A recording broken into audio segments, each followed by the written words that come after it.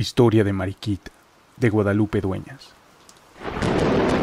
Nunca supe por qué nos mudábamos de casa con tanta frecuencia. Siempre nuestra mayor preocupación era establecer a Mariquita. A mi madre la desazonaba tenerla en su pieza.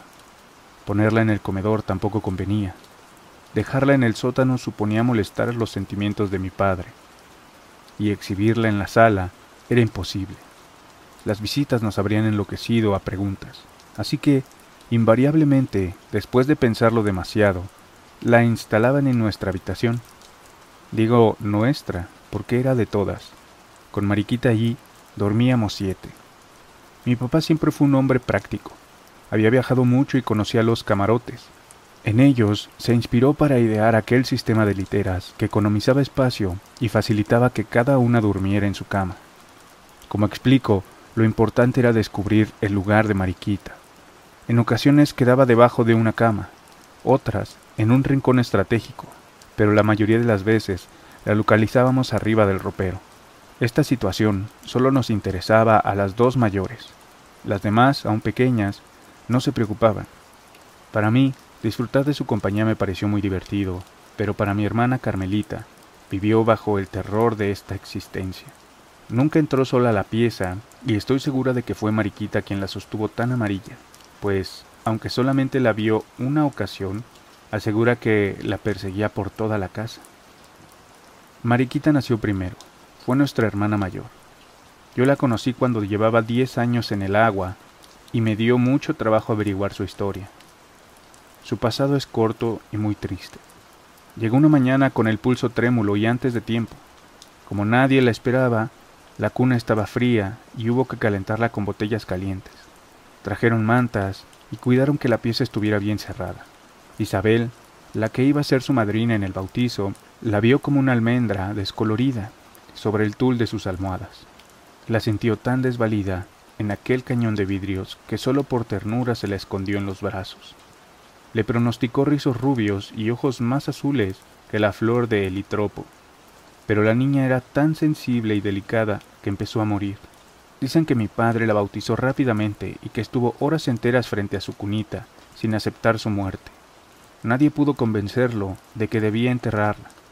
Llevó su empeño insensato hasta esconderla en aquel pomo de chiles que yo descubrí un día en el ropero, el cual estaba protegido por un envase carmesí de forma tan extraña que el más indiferente se sentía obligado a preguntar de qué se trataba.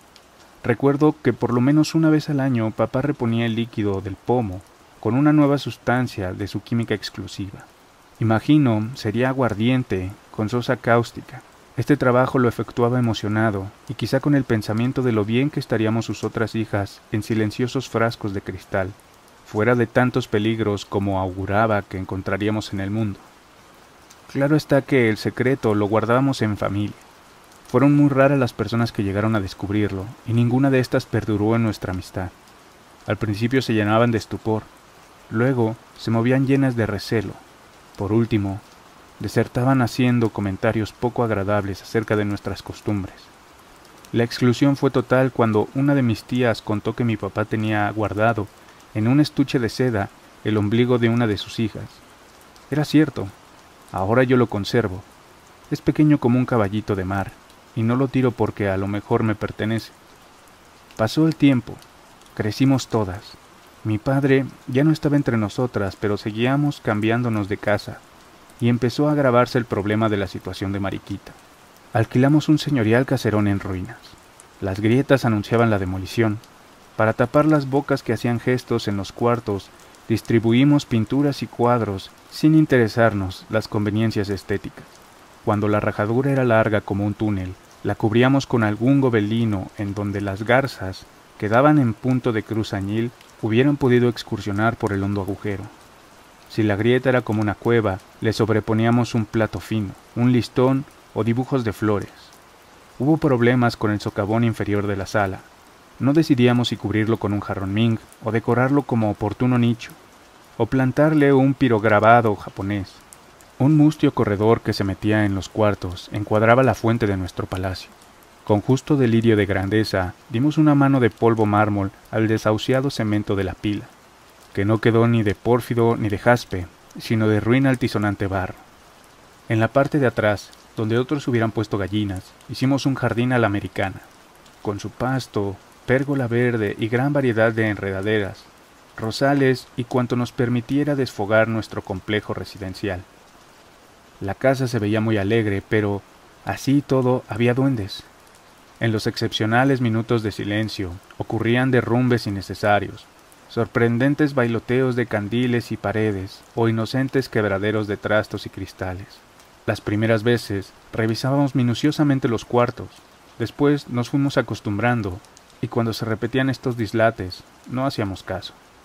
Las sirvientas inventaron que la culpable era la niña que escondíamos en el ropero, que en las noches su fantasma recorría el vecindario, corría la voz y el compromiso de las explicaciones. Como todas éramos solteras, con bastante buena reputación, se puso el caso muy difícil. Fueron tantas las habladurías que la única decente resultó ser la niña del bote, a la que siquiera no levantaron calumnias. Para enterrarla se necesitaba un acta de defunción que ningún médico quiso extender.